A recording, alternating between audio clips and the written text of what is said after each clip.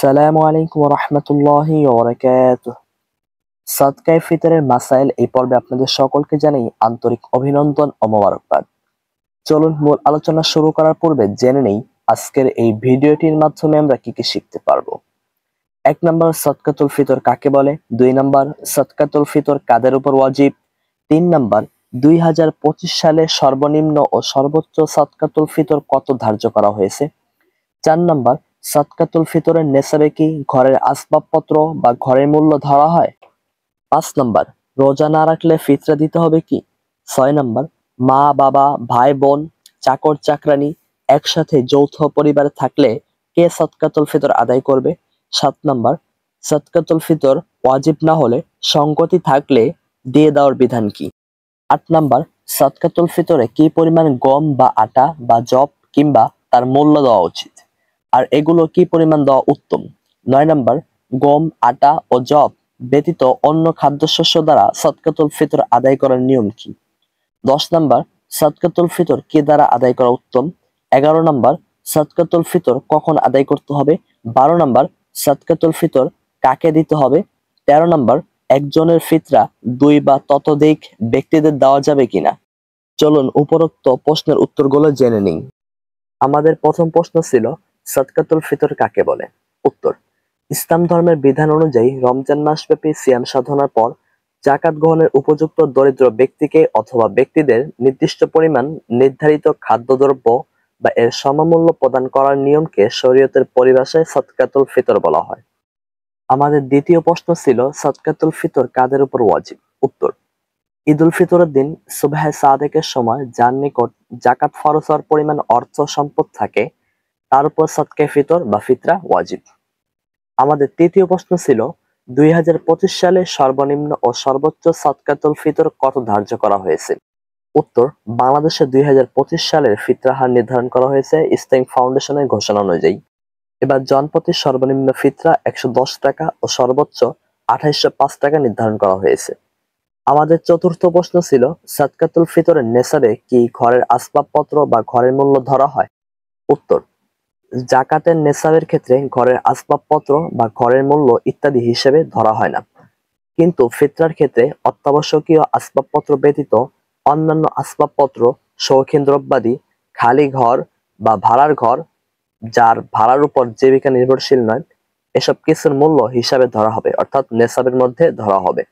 আমাদের পঞ্চম প্রশ্ন ছিল রোজা না রাখলে ফিতরা দিতে হবে কি? উত্তর: রোজা না রাখলে বা রাখতে না পারলে তার উপরও ফিতরা দেওয়া ওয়াজিব।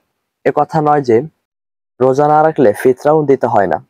আমাদের ষষ্ঠ প্রশ্ন ছিল মা বাবা ভাই বোন চাকর চাকরানি একসাথে যৌথ পরিবারে থাকলে কে সাদকাতুল ফিতর আদায় করবে? উত্তর: সাদকায়ে ফিতর অথবা ফিতরা নিজের পক্ষ থেকে এবং পিতা হলে নিজের নাবালেগ সন্তানের পক্ষ থেকে দেওয়া ওয়াজিব।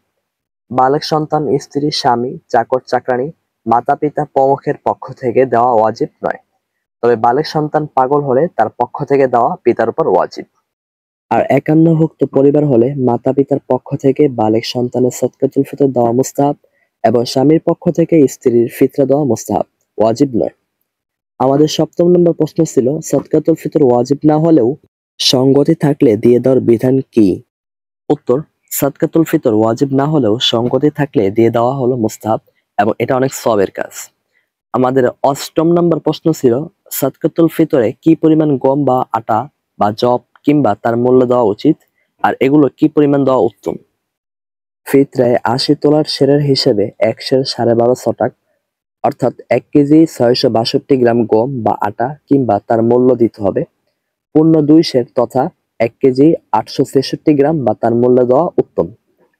ফিতরায় জব দিলে ৮০ তোলার সেরের হিসেবে ৩ সের ৯ শতাক অর্থাৎ প্রায় ৩ কেজি ৩২৫ গ্রাম দিতে হবে।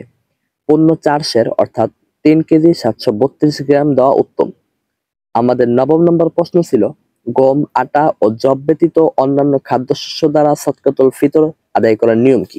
উত্তর: গম আটা ও যব ব্যতীত অন্যান্য খাদ্যশস্য যেমন ধান চাউল বুট কলাই মটর ইত্যাদি দ্বারা ফিতরা আদায় করতে চাইলে বাজার দরে উপরোক্ত পরিমাণ গম বা যবের যে মূল্য হয় সেই মূল্যের ধান চাউল ইত্যাদি দিতে হবে।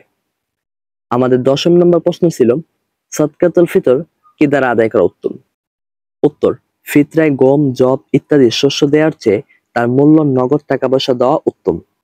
আমাদের 11 নম্বর প্রশ্ন ছিল সাদকাতুল ফিতর কখন আদায় করতে হবে। উত্তর, ফিতরা ঈদুল ফিতরের দিন ঈদের নামাজের পূর্বেই দিয়ে দেওয়া উত্তম। নামাজের পূর্বে দিতে না পারলে পরে দিলেও চলবে। ঈদের দিনের পূর্বে রমজানের মধ্যে দিয়ে দেওয়াও দুরূহ আছে।